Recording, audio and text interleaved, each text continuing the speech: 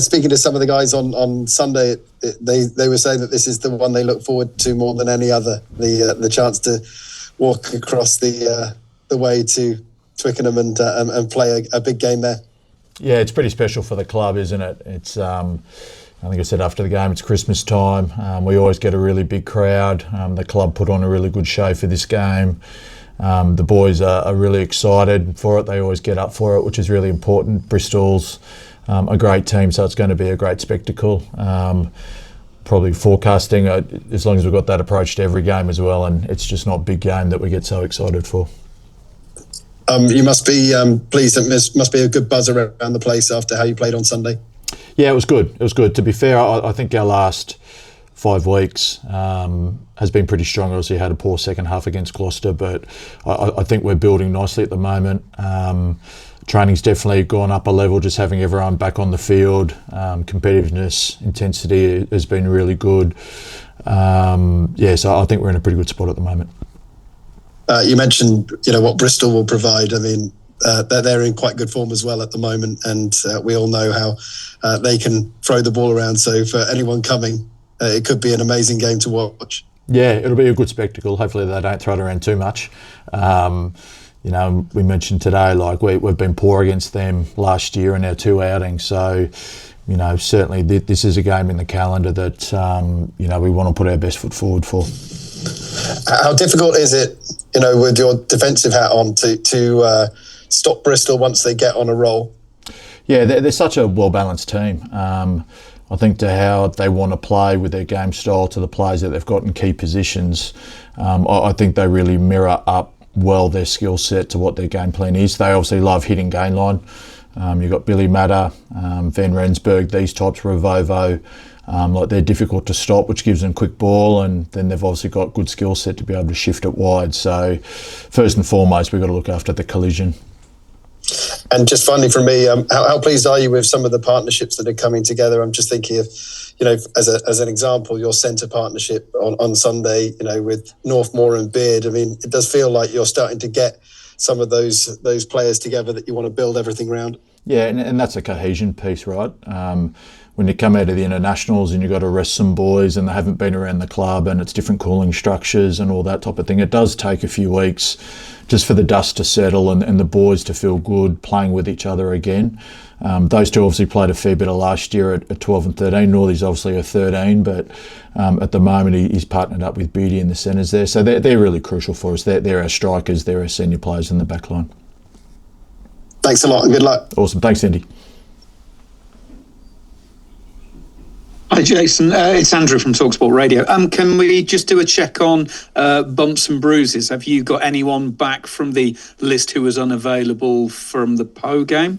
From the weekend? I think we're pretty good from the weekend. Obviously, Steph came off with the shoulder in that first half, so we'll just give him a little bit of time this week just to get ready for it.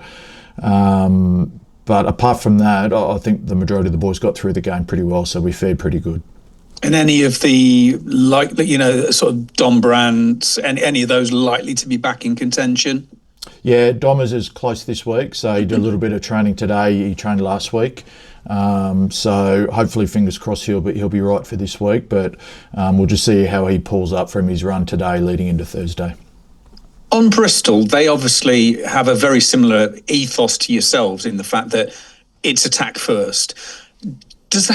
How hard does that make that from it almost? You don't want it to turn into a barbarians game, is I guess what I'm saying. How do you get the balance between wanting to attack and whatever, and then just, if you like, not going past that and just forgetting all the basics, all the rules, and everyone just flinging it about everywhere? Yeah, I think if you do that, you just end up so loose. What Bristol are probably underestimating is they've got a really good set piece. They're really good at maul. Their scrum is really efficient. Gain line stats, that they lead the league in the gain line collision aspect. So whilst they use the ball really well, they've got their core parts of their game that allow them to do that. So it's not like they catch and pass first and then the collision is second. They make sure that their collision is first. And it's no different to us. Quins has got a long history of using the ball, but it's off the back of strong collision, which gives you gain line, which allows you to use your skill set. So it's probably what I said earlier. I think you'll get a good, entertaining game, but I think it's going to be a battle at the set piece and at the collision to provide that first. There's been a lot of talk about Bernard Jansen van Rensburg in recent weeks, and obviously the story that he'll become England available next year. Just as an opposition coach and having to deal with him, what makes him so good? What are his threats, and how do you try and nullify that? Yeah, I think he plays to his strengths. He doesn't pretend to be someone that he's not. He's a big body. He's very direct with his carry to give him gain line and quick ball to launch second phase. He likes to mix it. With his tackling as well, he's obviously good on the ball. So we know around the collision, he's a collision guy in that midfield. There's no shying away from it. Like you can't kind of dip your toe in the water against him. You've got to match him and you've got to go head on 1-for-1. So I think with him, how you nullify him is you've got to go at him. I think if you're passive and you let him run, I think that's when he has a field day. I was just looking at the numbers earlier. There's been 17 big games previously. 13 of them have had more than 40 points scored in the game.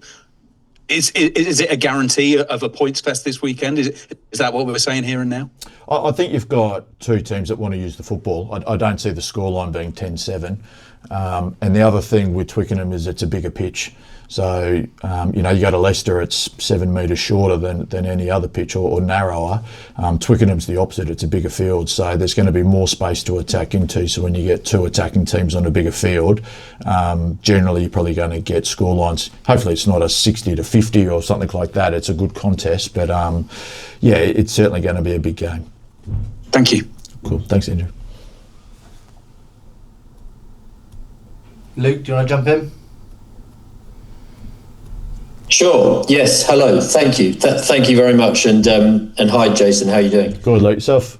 Good. Thank you. Yeah. No, just on the attacking thing, Pat Lam spoke interestingly last season about aiming for his players to have 1,000 touches of the ball a week. Do you quantify it in a similar way at Quins? Yeah. Look, I don't know if we've got enough people to count that many passes of every player, to be honest. So I'm not sure how Pat does that. He's obviously got some counter that he does it with.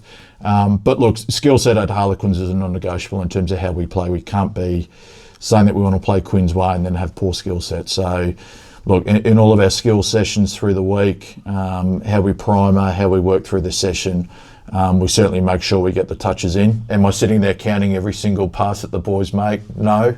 But we certainly make sure that with our skill development that's a core part of what we're doing. Thank you very much. Forgive me for asking, but there's been a lot of speculation about George Furbank recently and reports that he's been in talks with Quins. Is that anything you're able to comment on, shed any light on at all? Oh, look, George is a good player, isn't he? And he's a good leader, so he's going to attract interest. It's no different to when Chandler Cunningham South was up a couple of months ago. Those players are going to attract. So he's definitely a good player. Would we be interested? Well, we're interested in any good player that fits in with our roster. But in terms of the ins and outs, like any player, I can't really disclose like actual recruitment strategies and that type of stuff through media. Thank you very much. Thanks, Luke. Appreciate it. George, do you want to round off and then? Yeah, of course. Hi, Jason. How are you? Hey, George. Good, mate. Yourself? Yeah, good. Thank you. Just one question from me. I was just wondering how Tyrone Green was doing. So Nick David played obviously quite well at 15 last week. So just wondering how Tyrone's getting on. Yeah, he's tracking well. He's in rehab. He won't be available for us this block leading into Six Nations. He obviously picked up a decent hamstring against Newcastle before the break. So, look, he's tracking really well. He's on time with his rehab. Hopefully, once we bounce back from Six Nations, he'll be ready to roll. Perfect. Thank you very much. That's all from me. Awesome. Thanks, George. Great. Thank you very much, guys. Paul there. Oh, Paul. Oh, sorry, I didn't see you. Sorry, Paul. Hey, Jason. Hey, Paul. I was just wondering, obviously this is such a big game for the club, excuse the pun. How do you, for the new guys who've come in this season, I'm thinking like your Argentinian guys and a few of the others, how do you kind of get that across to them? Is there anything in particular you do to kind of try and explain just how important it is? Yeah, we definitely build it up through the week. I think what the club does well is because they promote it for so long, and a lot of those boys, even though it's something little, but they're involved in a lot of the promotions and they see a lot of footage from previous years, and the boys talk a lot about it. Like, you can see the bounce in their step already this week with big games. So I don't think it's an issue with them understanding how big the occasion is. I probably think it's the other way of making sure the occasion doesn't get to our boys too early in the week. It'll be a natural high for our boys, but if we play the game too early, mentally we're going to be burnt out before you get there. So it's probably the other way, just capping it a little bit through the week and then letting them go on the weekend. Nice. I think Danny had been involved in every one up until obviously retiring at the end of last season. You had him in it all, or has he been trying to get involved? No. He's away. I think he's in Lapland at the moment, actually, living life up with the kids chasing Santa. But we've got Nick Evans here, and Nick's been involved from day dot, either as a player or as a coach. He spoke really passionately about it today in our team meeting. So we've definitely got those guys from yesteryear that have played in the game, understand it inside and out better than anyone. So, yeah, Nick's a real key driver for us with that in the background. Nice. And I know you've touched on it, but as a defensive coach, excited to have two teams who've put 60 up at the weekend going up against each other? Yeah, look, it's a good challenge, isn't it? It's always exciting coming up against a really good attacking team. It's almost like a game of chess, how you put your game plan together. Look, we know we're going to be under the pump at times. We know that we'll get some momentum at others. So I think whichever team can maximise that momentum, we'll generate good points out of it. But it's going to be a hell of a game. All right, thanks. Best of luck. Yep, awesome. Thanks, guys. Perfect. Thank you very much. Thank you. Luke Northmore.